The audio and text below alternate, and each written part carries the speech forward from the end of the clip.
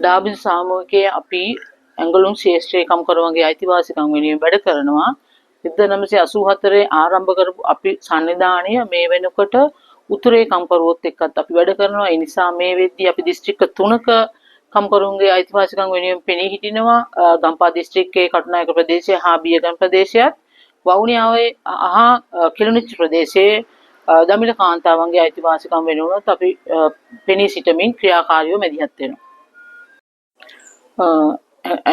ඇඟලුම් ශේෂ්ත්‍රය කියන්නේම ශ්‍රමය සූරාගෙන කන ප්‍රධානම ස්ථානයක්.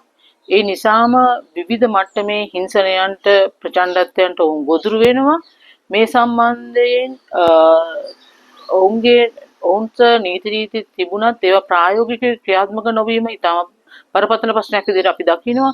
ඒ නිසාම කම්කරුවොත් නායකත්වයට එන්න මැලිකමක් දක්වනවා මේ ප්‍රචණ්ඩත්වය හා හිංසනය නිසා වැඩබල මට්ටමේ. ඒ වගේම තමයි පවතින පුරුෂ මූලික සමාජ ක්‍රියාවලිය තුළ කාන්තාවන්ව දෙවෙනි කොට සලකනවා, නොසලකා හරිනවා. මේ හේතුව නිසාම ගොඩක් තීන්දුව ගන්නා තැන්වල කාන්තාවන්ගේ නියෝජනය ඉතාමත් අඩු තැනක තියෙනවා. ඒ වගේම ශ්‍රම බලකායේ කාන්තාවන් ඉතාමත් අඩු තත්ත්වයක් ගන්නවා. ඉතින් ඒ නිසාම අපි මූලික කොටගෙනම අපේ ඉතිහාසයේ අපි වැඩි බරක් තබලා වැඩ කරන්න සිද්ධ වෙලා තියෙනවා මේ හිංසනය හා ප්‍රචණ්ඩත්වය වෙනුවෙන්.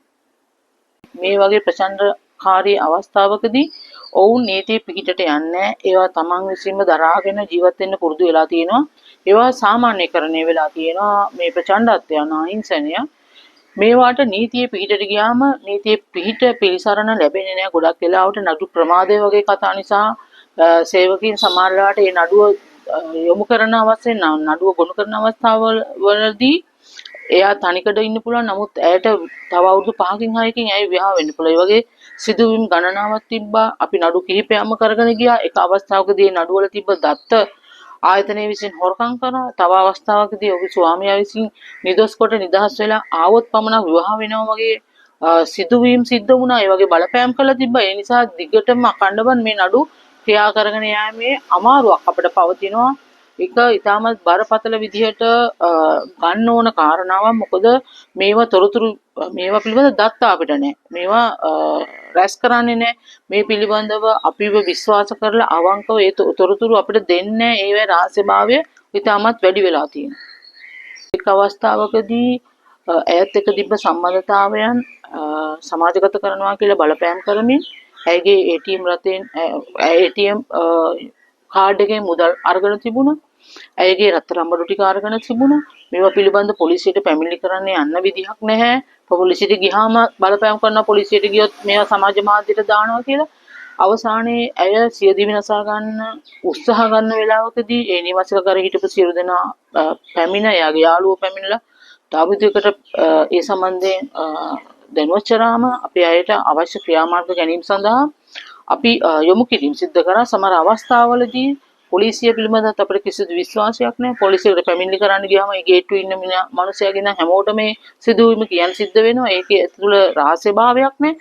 ඒ නිසා ප්‍රතිපත්ති හදද්දිත් ඒ අදාළ අංශ වලින් අදාළ බලධාරීන්ටත් මේ වෙනුවේ විශේෂ අවධානයක් යොමු කරලා මේ සම්බන්ධයෙන් තියෙන නීති රාමුවන් තුළ කටයුතු කරන්න අවස්ථාවක් හදා ගන්න ඕනේ කියන එක තමයි අපි විසින් අපි අඳුනාගෙන තියෙන්නේ.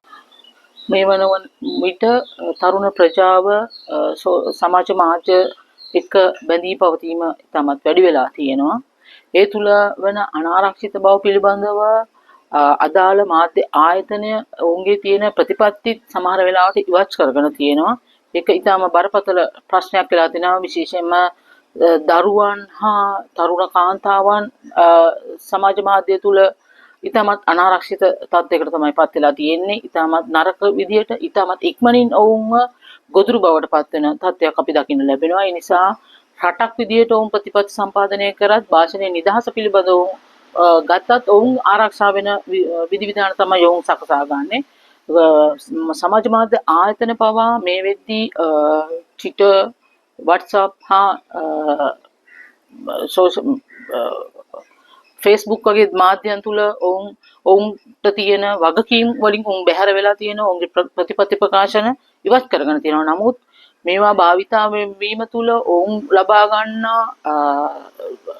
ධනය හා ඔවුන් ලබා ගන්න කීර්තිය වගේම ඒවා භාවිතා කරන අය පිළිබඳවත් ඔවුන් වග වෙන්න ඕනේ.